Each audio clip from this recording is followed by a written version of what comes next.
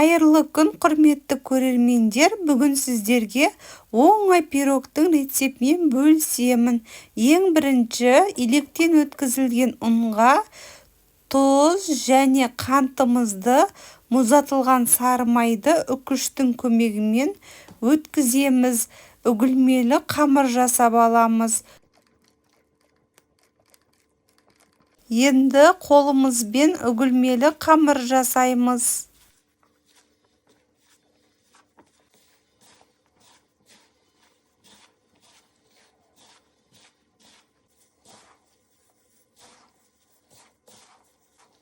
Үгілмелі қамырды жасап алдық.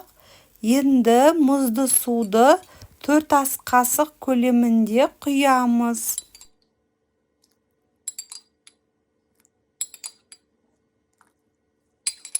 Қамырды илеп аламыз.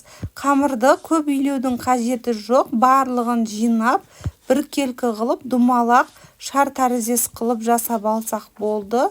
Көп илемейміз.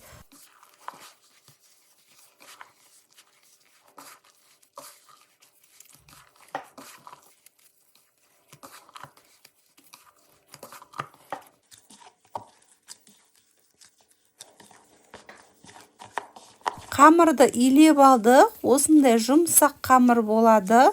Енді 30 минутқа тоңазытқышқа қоямыз. Сол аралықта біз салмасын дайындайтын боламыз. Салмасына осындай алмамызды қабығын ашып аламыз. Содан соң кесіп, біркелкі қылып, жұқа қылып кесіп шығамыз.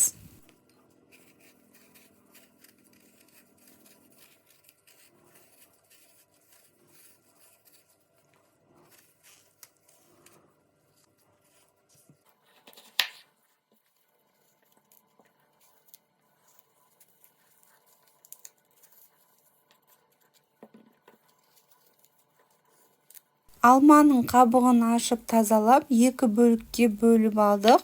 Содан соң осылай жұқа қылып кесіп шығамыз. Өте керемет пирог, галета пирог деп аталады. Французский пирог. Сіздер де жасап көріңіздер.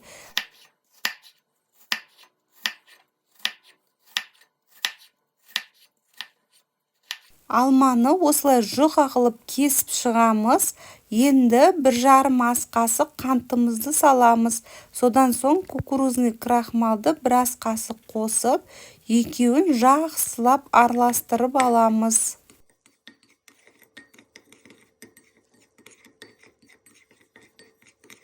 Салмасын дайындап алдық. Қамырымыз да дайын болды. Қамырымызды пакеттен алып, пергамент қағазына орналастырамыз. Пергамент қағазының өзіне ұнымызды сеуіп, жайып шығамыз. Сонда пирогымыз біркелкі тегіс болып шығады. Бірден жайсаңыздар, өздеріңізге оңай болады. Жабысып қалмайды. Міндетті түрде пергамент қағазына жайып шығамыз. Оқтаудың көмегімен.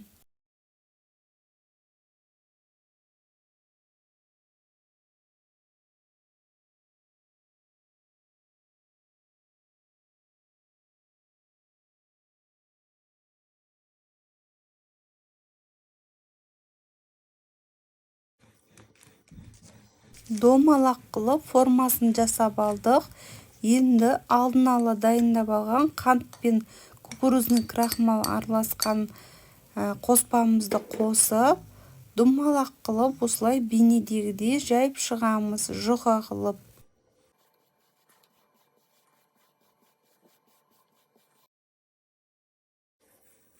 Қант пен крахмалды осылай орналастырып шықтық, домалақ қылып. Енді осының үстінен алмамызды тізіп шығамыз рет-ретімен. Қамырдың жанын қалдырамыз, себебі ортасына бортик қылып қамырымызды жинап шығамыз. Осындай керемет біздің пирогымыз дайын болады.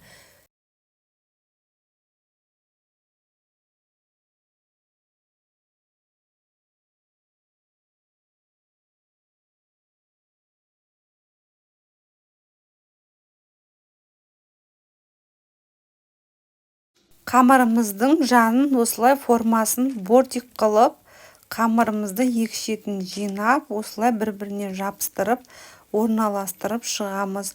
Осындай керемет дәмді пирогымыз дайын болды. Жасап көріңіздер, күнделікті жасап жүретін пирогтарыңыздың біріне айналады.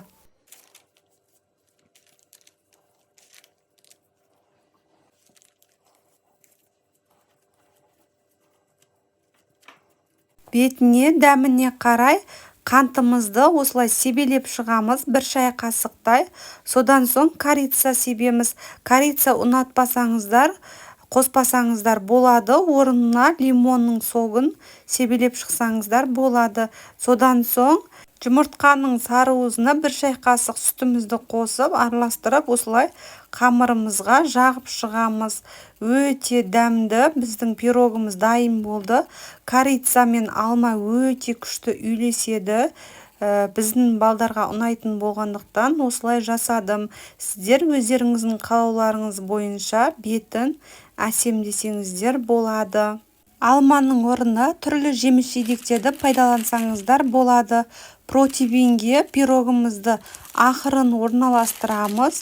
Содан соң қызып тұрған пеште 180 градуста 30-35 минут аралығында пісіріп аламыз. Қытырлақ қамыр, яғни хрустящий тестодан жасалынған французский галета пирогы өте дәмді пирог. Менің рецептерім сіздерге ұнаса, достарыңызбен бөлісіп қойыңыздар және каналыма тіркеліп алыңыздар. Сіздермен болған Жансая.